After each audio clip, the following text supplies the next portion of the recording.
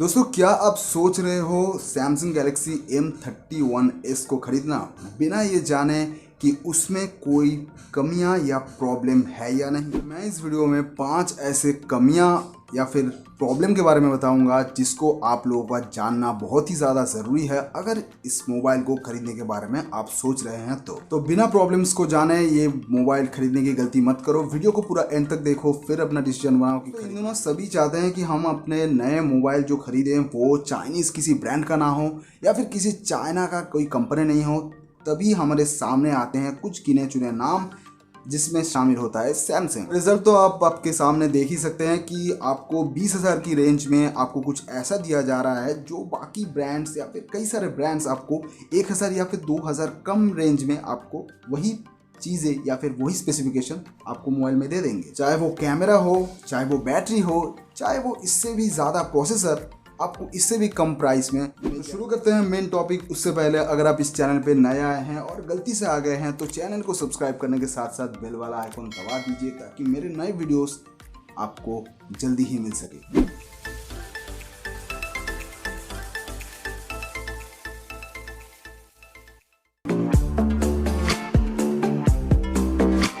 दोस्तों, जैसे कि आप सभी जानते हैं कि Samsung Galaxy M31s में आपको Exynos का प्रोसेसर दिया जाता है। 20,000 में आपको Exynos का प्रोसेसर दिया जाता है 9611, जो कि बहुत सारे सैमसंग के फ़ोन्स में आप लोग पहले ही देख चुके हैं। ये नई कोई बात नहीं है। सैमसंग जब भी कोई मोबाइल लॉन्च करता है 90% मोबाइल में उसके अपने ही प्रोसेसर लगा के वो लॉन्च करता है Exynos का प्रोसेसर, जो कि स्नैपड्रैगन के प्रोसेसर से परफॉर्मेंस आपको कम ही मिलेगा। अगर आप ये फ़ोन सिर्फ अपने नॉर्मल यूसेज के लिए लेते हैं, व्हाट्सएप वगैरह, फेसबुक वगैरह, छोटे मोटे कोई गेम्स के लिए या फिर वीडियो कॉलिंग, ऐसे नॉर्मल जो काम है वो करने के लिए लेते हैं, तो ये मोबाइल बहुत ज़्यादा बेहतर है। आपको 6000 mAh का बैटरी मिलेगा। बैटरी बैकअप की बहुत ज़्यादा है। अगर आप हार्डली यूज़ करेंगे तो भी एक दिन आपको ये बैटरी बैकअप दे ही देगा। उसके साथ यहाँ पर One UI 2.0 तो आपको प्रीलोडेड मिलता ही है। One UI मुझे काफ़ी ज़्यादा पसंद है और बहुत सारे लोगों को UI के मामले में One UI बहुत ही ज़्यादा पसंद आता है। अगर आपने यूज़ नहीं किया तो यूज़ कर लीजिए, बहुत ही ज़्यादा आपको अच्छा लगेगा। खासकर इसमें एमोलेड डिस्प्ले है तो पंची जो कलर्स हैं वो आपको बहुत ही ज़्यादा निकल के आएंगे, तो ये और भी ज़्यादा अच्छा लगेगा। अभी आप सोचोगे ये तो मैं तारीफ़ कर रहा हूँ, आखिर प्रॉब्लम्स क्या है? तो अभी अगर आप इस मोबाइल को ख़रीदते हैं और कुछ दिनों या फिर कुछ महीनों इस्तेमाल करते हैं, उसके बाद ही आपको प्रॉब्लम नज़र आएगा कि लैग, बहुत सारे लैग वगैरह, अगर आप हेवी कोई टास्क करेंगे तभी आपको लैग वगैरह नज़र आएगा बहुत ज़्यादा। ऐसा नहीं है कि आप कोई बड़े टास्क करेंगे या फिर बहुत ज़्यादा कोई फाइल ट्रांसफ़र करें उस टाइम आपको लैग मिलेगा।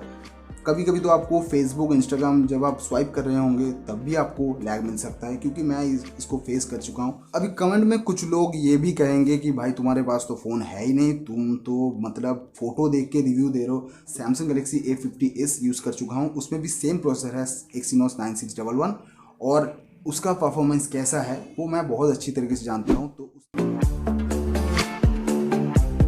एक तो सैमसंग है, ऊपर से एमोलेड डिस्प्ले। सबका डिमांड रहता है कि हमें एमोलेड डिस्प्ले में इन-डिस्प्ले फिंगरप्रिंट हमें चाहिए ही चाहिए। ये हर लोगों का डिमांड होता है। जैसे प्राइस भी है 20,000, तो आप कंसिडर नहीं कर सकते कि मैं 10,000 का फ़ोन खरीद रहा हूँ और उसमें इन-डिस्प्ले फिंगरप्रिंट नहीं है, तो ठीक है। मार्केट में बहुत सारे ऐसे कंपनीज हैं जो आपको 15,000, 12,000 से 15,000 के अंदर आपको इन-डिस्प्ले फिंगरप्रिंट दे देते हैं और वो काफ़ी काम करता है, सैमसंग से बेहतर काम करता है। लेकिन सैमसंग का डिस्प्ले है, आप जिसको कंसिडर नहीं कर सकते, वो बहुत ही ज़्यादा कमाल का होता है। तो आपको सैमसंग का अगर वाओ डिस्प्ले चाहिए तो आप M31s को खरीद सकते हैं बेझिझक, इसमें कोई डाउट नहीं है।